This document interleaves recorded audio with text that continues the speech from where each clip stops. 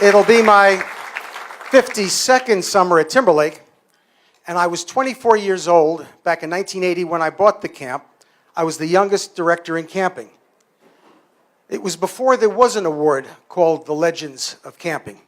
But believe me, not before there were legends, true legends in this profession. And I have to tell you that I had the privilege over quite a number of years of working with and being with and getting to learn from some of these legends, and I learned an awful lot. And when I think of legends, I think of people like Maury Stein and Ben Applebaum.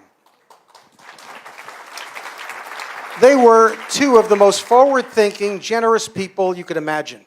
They transformed both the profession of camping and the business of camping in ways that we now just take for granted. They were so generous, always raising money for one cause or another to help children get to camp or for any other cause they could find that benefited kids or the camp profession itself. And you never said no when Maury or Ben asked you for money. I'll tell you that. I remember one time in particular, I don't remember the cause.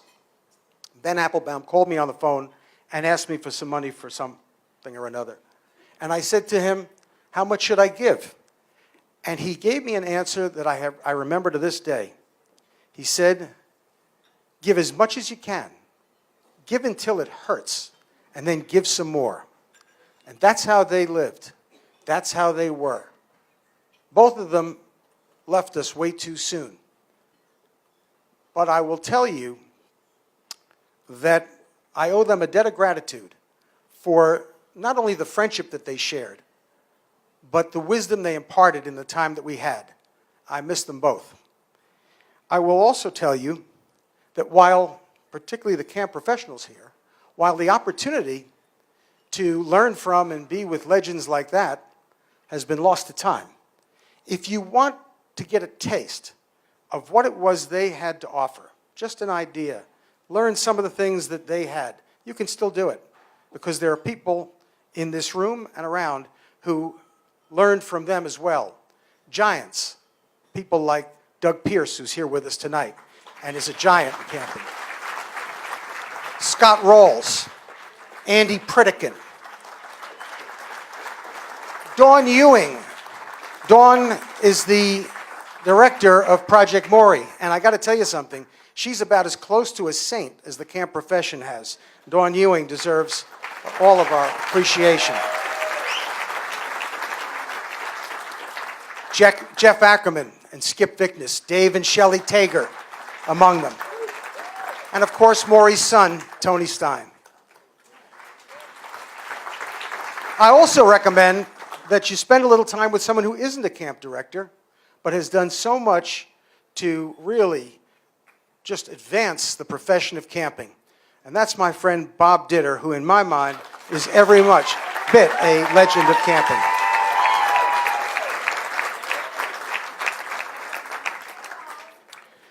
I have two passions in life, aside from my family, camp and country. And they come together very well in the form of scope. And I'd like to tell you why for a few moments. J-Ro was right. I was not an ideal camper when I got to camp. My parents sent me to camp when I was just 6 years old. I was homesick and I didn't much like it. I was also the unathletic fat kid in the bunk. Not a particularly good position to be in back in the days when the term bullying actually had some real physical pain associated with it. When I was 9 years old, on the last day of camp, I remember the buses coming back to the spot in Queens where we got off, and I was told that my mother no longer lived with us, that she had left to start a new life unencumbered by children. And that's when I think I first got the idea that life has its bumps, and it does. After that, camp became for me as much my home as any other place. That's when I began my lifelong practice of counting down the days until the start of camp. 72, by the way. Well, you know, a lot of people will say that camp is just a great, fun, recreational getaway for kids. That so misses the point. I believe that I am a better person because my father chose to and could afford to send me to camp. Camp teaches kids the skills of making and keeping friends while building their self-esteem, their self-confidence, and their resilience. Camp teaches values, camp builds character, and it's those social skills that form the foundation for creating a happy and successful life. Now, I teach the kids at camp that I believe that everyone is an important part of everybody else's summer. It's so true, if you think about it. It's like players on a team. It's really the essence of camp. The dynamic of camp is all about the shared experience, isn't it? And that's actually the way I see life. It's the way I've always seen life. Each of us is enriched or in some way impacted by this common journey we are all on. That's why we feel it and we care so much when we hear that bad things happen to people we don't even know, haven't even met. Doesn't make a difference. In some fashion, we're all connected. And as somebody who loves history and politics, for me, it's as much about the American experience as it is the human experience. America is not so much a place on the map defined by lines and borders as it is an idea, a great idea whose reality is yet to be perfected. It's the idea of freedom and justice that's given us this great American dream of hope and opportunity that attracted so many millions of people to our shores and still does.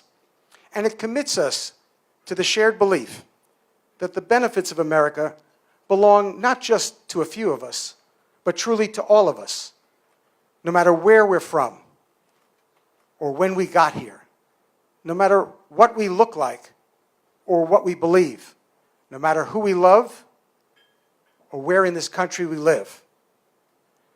And each of us, everyone in this room, shares in that heritage and in the commonality of that journey we call the American experience. So I guess it wasn't so much of a leap back in the late 1980s when we began reading stories of kids in our inner cities falling victim to gang and drug violence, getting shot and killed just standing on the street corner, typically in the summer, that the idea came to me that maybe camp should be their home too. You know, kids in these communities had it tough. Almost 50% failed to graduate from high school. Less than 40% went off to college. And only 11% ever actually attained a bachelor's degree. Unlike ours, their parents had no place to turn. Society was failing these kids, and they weren't able to get their piece and their chance at the American dream. And just as bad, America was not meeting its full potential. So in 1991, with not-for-profit camping in decline due to a lack of funds, with beds sitting empty and idle, it just seemed like the perfect coming together of two problems in search of a common solution. So, under the auspices of the American Camp Association, with a couple of great camp directors like Doug Pierce, and some non-camp leaders like Henry Schuyler and my close friend Sandy Lavitt, we decided to create Scope and just look at what's happened and what's been accomplished since then. When I try to tell people what the essence is, really, what is it all about that you're doing when you support Scope? I think back to a movie that I saw back in the late 1970s. Most of you probably are either too young or didn't see it. But for me, it said something, and the movie was called Oh God. And the premise of that movie was that God, played by George Burns, returns to Earth to enlist the support and help of a simple good man, John Denver, to spread his message of hope to the people of the world. Now, I have to tell you, that movie represents the entirety of my religious education. Okay? But at the end of the movie, after all sorts of trials and tribulations, John Denver meets up with God for one final time. And he's complaining. He said, "What did we accomplish? Nobody believed what I had to say. Did we get anything done? Did it make any difference at all? And God answers him by asking him a simple question. Are there enough apples in the world? He says. And then he goes on. I found one good man, Johnny Appleseed. I gave him some seed and I told him to go out and plant. You never know what seed will take. You never know what will grow. But one day, you turn around and you look back and what do you see? A world full of magnificent, beautiful apples. That's what we're doing with Scope. We're planting seeds. So at a time when it seems that government is taking a step back in the fight for economic and social justice, it's up to us, the people, to step forward, as we always have, and continue lifting up those who have the least among us. And we do that by remembering the words of Ben Applebaum. Give as much as you can, give until it hurts, and then give some more. You know, my friends, these are dark days in American history, and they're dark days for many people in our country. For too many people, they've been dark for way too long. Martin Luther King Jr. once said that only in moments of darkness can we see the stars. Well, through Scope, we get to not only see tomorrow's stars, we get to create them. If you give a child some self-confidence, a nurturing environment, the embrace of great friends, give them some hope and the capacity to dream and dream big, then together we can and will change a life, change this great country of ours, and change the world. Thank you all for what you do, and thank you for honoring me here tonight.